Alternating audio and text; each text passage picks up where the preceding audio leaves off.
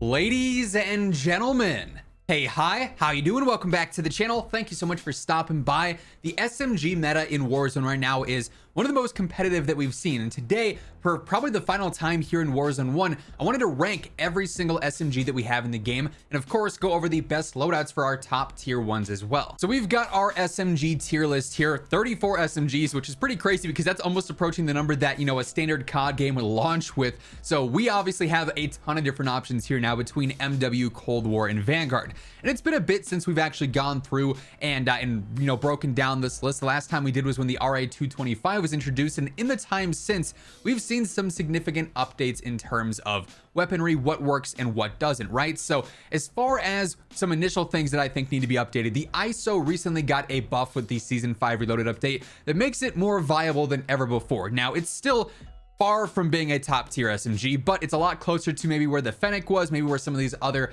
you know, viable SMGs were in their time. The AK-74U, while it hasn't been changed in quite some time, also I feel like falls into the more competitive area because frankly, it is able to compete with a lot of other competitive SMGs, Bullfrog, Tech 9, Mac 10, etc. When we look at the top meta options here, a few things stand out to me that maybe don't necessarily need to be here. PPSH and Arma absolutely fall there. I think the Marco does as well. Blixen still has a top TTK in the game. The MP40 is one that I'm very torn on, I won't lie, but I feel like it still falls in the top meta. The Owen, in my opinion, is one that ends up dropping down into just the general competitive area for what it's worth, just because it's not necessarily a choice that you'd take always with one of these. I'd probably pick every single top meta option over the Owen right now. The RA225, I think, is one that ends up jumping up, and frankly, I feel like the Sten makes its way up into the top meta area as well. That said, I don't feel like the SMG meta is, you know, limited to just Vanguard guns at this point. I do feel like we have some options that are from Cold War that are a little bit more competitive, and also one from MW in the CX9 that I think can hold its own as well, as we've talked about before with the stats and whatnot. I think the Cold War MP5 also lands up there for what it's worth. Its close range TTK within, you know, about 13 meters is super competitive with everything. I wish the OTS had a slightly better range. Its damage drop off is pretty harsh. The Mac 10's close range TTK is a little bit underwhelming for my liking. The UGR, though, I feel like also lands in top meta because of its explosive rounds. They make the gun super easy to use, a lot more forgiving than a lot of these other guns because of the explosive damage. And basically, if you're not running into somebody who has EOD, this is a very spicy SMG. So this realistically is where I see our SMG meta falling towards the end of Warzone here, where yes, Vanguard subs are probably the most dominant in this category versus any of the others in the game. You know, long range, a lot of Cold War and MW options work. Close range, because of 10 attachments, because you can have such good control and such good speed and such a good TTK with so many SMGs here from Vanguard, they're gonna naturally fall towards the top, but these certainly can compete as well, and they are the better options that we have that are non-Vanguard. So getting into these setups here for the CX9 here, personally, I like going for the monolithic suppressor. I don't go for the barrel here. Yes, the 38S includes the monolithic, and it also gives you better range, but it hurts your ADS and your movement more than just monolithic does for like 3 extra meters. It's just not worth using in my opinion. Instead, I go for the 5mm laser. TAC laser also works well here for the better ADS, but 5mm for that sprint to fire I feel like is a little bit better for my liking. That depends a lot on my play style though. I also go for the FR stock here, better movement, better ADS, nice and aggressive. I go for sleight of hand in this case, and that's because I use the 50 round drums, and the reload with sleight of hand in these magazines, or these drums on here, is crazy fast. It's one of the fastest in the game, so this is a super aggressive SMG that can hold its own. For the UGR, this setup is, like I said, super unique because of the explosive rounds here. So they have the explosive impact. They also help out with the range a little bit as well. Its TTK is not the wildest in the world if you're facing somebody with EOD, but without it, it's actually surprisingly competitive, right? I also got Task Force barrel here. We got the Gru suppressor as well. I go for the Bruiser grip and then also the Tiger Team Spotlight. Those two combined give you a really good movement speed, one that can actually match a lot of the Vanguard subs, which are obviously crazy fast. So that's a huge aspect of this. That mobility and that TTK are able to compete. That's why I have it up top here. And then for the Cold War MP5, I actually don't use a barrel here whatsoever. It's just not worth it in most cases. Instead, I go for the sound suppressor suppressor actually for the better ADS. It still gives you slightly better like velocity and whatnot and keeps you off the map. It's just not going to slow you down as much as agency would here. We want to be as aggressive as we can. I also go for the bruiser grip in this case for the better movement. Same deal with Tiger Team, so we can fly and fry. I've got the 50 round mag on here, 50 round drum rather. Then lastly, I like using the serpent wrap for the better ADS, makes it nice and snappy and quick. Some players though prefer to use something like Raider stock, maybe even no stock for the better movement or better sprint to fire. So you have a couple of options there. This to me works well. If you do struggle with the control, you could always either switch to field agent or maybe switch to agency. Just know you're going to be a tad bit slower with those on there. Now for the PPSH, this setup is one that we've talked about several times at this point. Very reliable, great TTK, relatively easy to use, also has ridiculously accurate hip fire as well. So you can transition from hip fire to ADS anywhere up close, and you never really have to worry about missing shots. So we got the recoil booster, the 230 barrel for that better fire rate for ADSing, so that TTK is going to be great, but also that hip fire accuracy is huge. Slate, in case we are ADSing again. Remove stock for the better movement, but also helps out with hip fire. Steady for 2% increase to recoil control and better hip fire. Nambu 71 for the better fire rate, better control, subsonic to stay off the map. I go for taped for the better movement, better swap as well. I go for fleet for the better movement, and then quick for the better sprint speed as well. So this thing flies, this thing fries.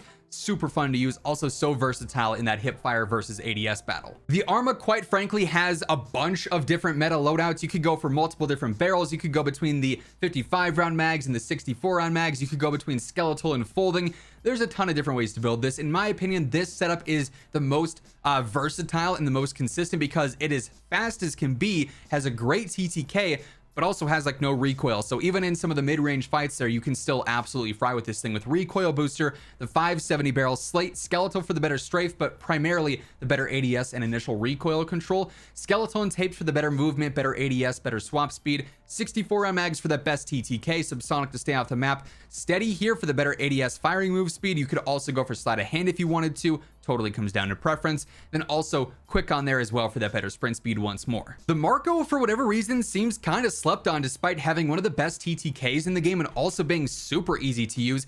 Also, its mobility is just cracked. You fly with this thing straight up. It's so fast. Even with the longer barrel here with the 342, this makes it a no recoil laser beam essentially, but everywhere else we're helping the speed out, and so you get a nice best of both worlds, if you will, where you can fly and also shoot with like no added recoil, no extra bounce on there. So recoil booster, as mentioned, 342 barrel, slate, the FR stock for the better initial control, better movement, better ADS, skeletal and tapes for that faster movement yet again, the 64 round drums, better control, better hip fire, so those help out nicely there. Subsonic gung ho, so you can transition to sprinting and firing at the same time to an ADS, just makes it a tad bit more aggressive. Then as always, we got quick on there once more. For the Blixen here, we are all about TTK, so that's why we're using the RMK barrel here.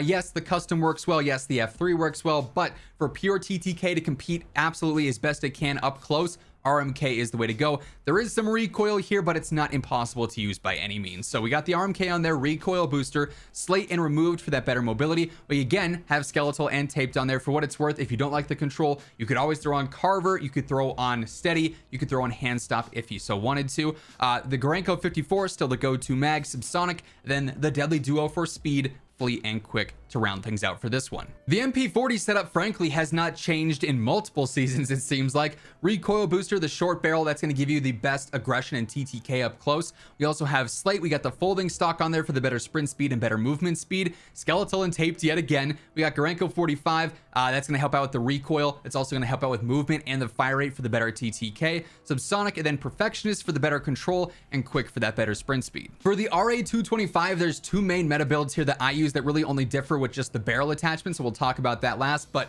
for both setups here, I'd use recoil booster, obviously for the better TTK, skeletal and taped yet again. I got the 9mm 55 here, just your basic Cinemag. 42 just doesn't quite seem like it's the most consistent with ammo supply if you're fighting at a disadvantage. Also, the reload's kind of weird on these too, so I go for the basic Cinemag here. Subsonic, tight grip for better recoil control, quick for better sprint speed, the MB stock for better movement, better sprint to fire on there as well, and then slate.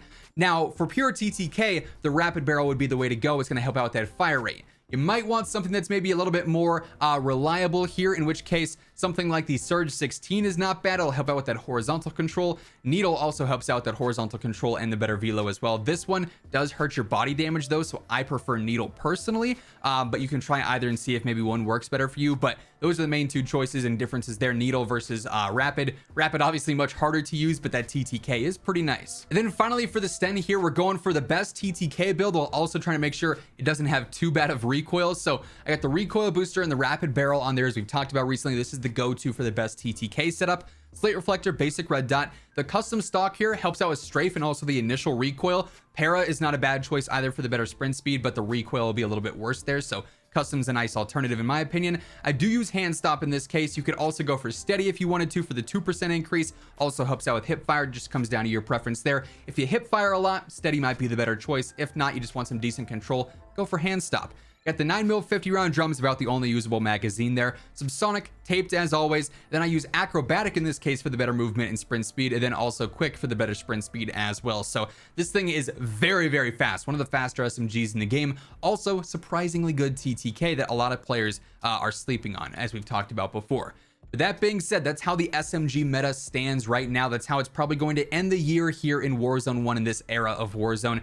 That'll do it for this video though. Thank you so much for tuning in. If you enjoyed, be sure to drop a like on it. It does really help grow the channel. If you're new here, feel free to hit that sub button, turn on those post noties. That way you can always guarantee you're up to date with all things going on in COD. And until next time, take it easy. Have an awesome rest of your day. I'll catch you guys later. Peace out.